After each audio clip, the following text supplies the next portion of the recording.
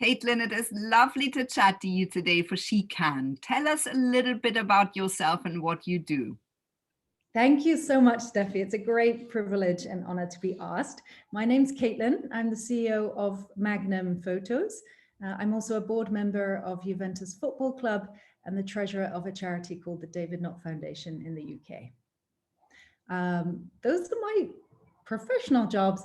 Perhaps I should also say I'm the mom of two young girls and live here in London. And I'm originally from the countryside and the seaside up in North Wales.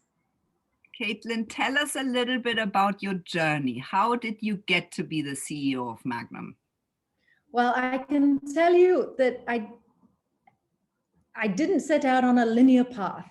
And I think that's a little bit the story of my career and my journey.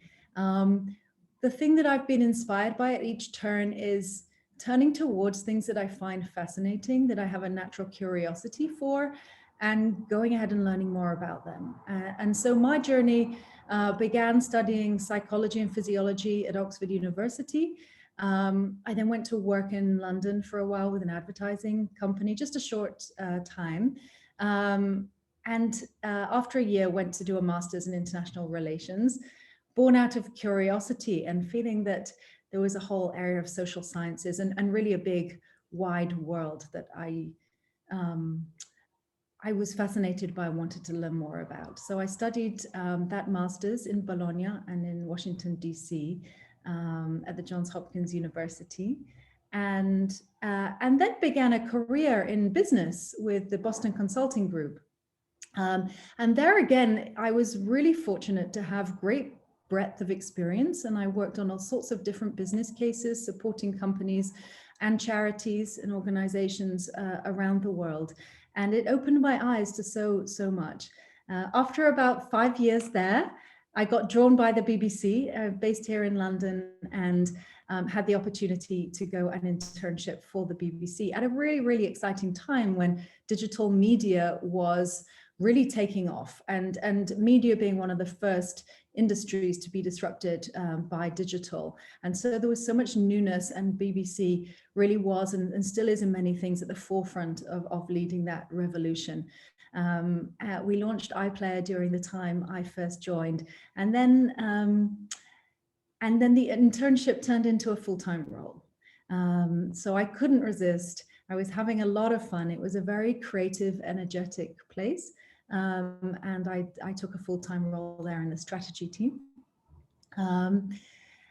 I ended up spending 10 years in the BBC, saw a lot, again, a great privilege and an organization that I have a lot of respect for, until finally feeling that I needed to step out and challenge myself in new ways.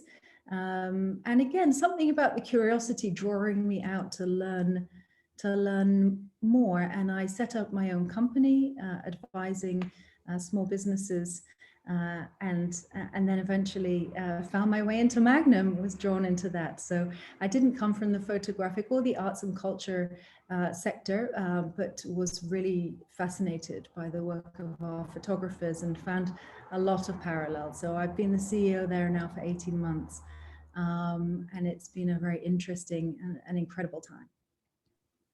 Thank you for sharing that, Caitlin. It's a really exciting story. I would love to know two things a little more. One is, how did you figure out that you are an Oxford candidate and that this is what you're aiming for? You aimed really high and you got there. And the other thing is, tell us a little bit about sort of your daily chore. What do you daily do as the CEO of Magnum?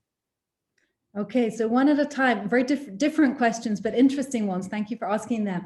So Oxford, I did not figure out I was an Oxford candidate. I even when I was there, I thought, am I up to, the standards of the people around me? And in fact, some of the girls in our school who were genuinely the most talented in their subjects also applied and didn't get places. So you realize that actually it's hard work and it's also a little luck. And if you're motivated to do that, fantastic, give it a shot. If you're not, that's fine. But one thing I also realized, with the benefit of 10 years after the university experience, is that everyone found their feet. And for those people who would have been supremely talented and fitted in very well at Oxford or Cambridge and didn't make it, they, you know, in one particular girl, she found her husband in her university. And so there was something that was meant to be. And so give everything a shot, have the courage to try if you want to. No one should rule themselves out. And if it doesn't work out, that's fine. There's lots of things that don't work out for us. And university, after all, isn't the most important thing either. I mean, life is big and long, and there's lots of opportunities in life. And then to address your second question, my day-to-day experience as a CEO. Well, you might expect me to say this, but variety is a huge part of that. In the last 18 months, I would say I've spent a lot of time in the same room because it's during the lockdown. But, you know, these technologies are fantastic. And I think it's allowed us, excuse me, there's some road noise there. It's allowed us to connect, you know, in a way with our global teams and group of photographers in a way that even prior to COVID we weren't doing. So whilst sitting here singly for much of the day, still being able to connect through technologies is a really fantastic thing. So variety, I do many different things, but a lot of what I spend my time thinking about is, you know, making sure the organization is heading in the right direction. You know, that we have set ourselves the right objectives, that we're prioritizing those objectives, and that there's clear communication with our boards and with the teams about what that means and what success looks like. I also care very much about our company culture. And so I've been working on that a fair bit. And really that's to create a culture that allows people to thrive and us all to do our best work individually and as a team. Amazing. Thank you, Caitlin. Tell us what motivates you to get up every morning and face all your, you know, amazing opportunities and challenges. The alarm clock that wakes me up, and then it's just go. And I think, you know, I'm just thinking about the first thing in the day and how I can get going with that, as well as sort of looking out into the rest of the day, that I, you know, the priorities for that rest of the day, the week, and preparing, you know, the months ahead. So it's, I suppose it's a sense of just wanting to do things as well as I possibly can. Hopefully not putting too much pressure on myself, because we don't always get everything right. I don't always get everything right, but I think it comes really from the passion and the connection and the curiosity. If you enjoy what you're doing and you want to, you know, you have a sort of inner drive to try to do it well, then that's the, you know, the internal intrinsic drive. Yeah, thank you for that, Caitlin. What would you say is your superpower? What makes you good at what you do? This is a hard question. I don't think I get out of bed and ask myself what my superpower is. But one thing that I do notice that's sort of threaded through and people have commented on as sort of appreciating is the sense of curiosity again. So I'm genuinely interested in having my eyes open. And I'm, you know, I think that comes together with listening to different people's viewpoints. And I think I am good at putting myself, or listening to other people, properly listening, you know, with an open ears and open heart, and reconciling different viewpoints and moving things forward. So I think that's helped me throughout my life and career. Thank you for sharing that. Caitlin, what are your top tips for other women? Go for it. Just don't hold yourself back. Have the courage.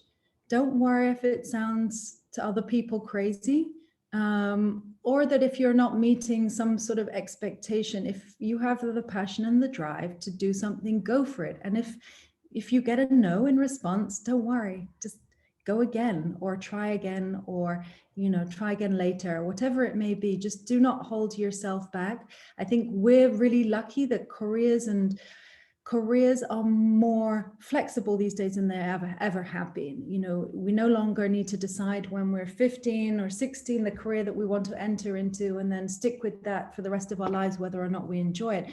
We're blessed to have so much flexibility and society that allows that sort of thing and welcomes people. So stay connected to yourself and have the courage to go for things even when they're unusual, or they might scare you, or even if you think you're not qualified and other people will be much better, don't self-censor. Let other people make that decision. And don't be afraid if you get a few knocks either. You've got to be willing to fail, because everyone who does great things has failed many times along the way, but they picked themselves up and kept going. Lots of great top tips. Thank you. Caitlin, last question. Where do you see yourself in the future? 3 or 5 years time, or? It's another excellent question. It relates a bit back to what we just spoke about, this predictability and this linearity. And I know you and I have spoken about this previously. I'm honestly trying not to either spend too much time in the past or spend too much time in the future, and be open to the present and doing as best I can here and now. In a sense, the future is unfolded for me by following my heart and the things that I find most interesting. And I would say that now. The other thing to say is every inch of my day is taken up with young children and my board responsibilities and the charity and my job as CEO. So at some point, maybe I'll have a little more time to really cast my mind forward. But for now, it's doing as best as I possibly can in what I'm doing. I suspect a theme that I will take forward will be this sense of enabling others to do great work. It's something that I really enjoy in Magnum. Finding opportunities for our photographers to create incredible journalistic and artistic work. I'm really motivated by that in lots of different sectors. And if I can continue that as a theme, I'd be really delighted. Amazing. Caitlin, thank you so much. Thank you so much, Steffi.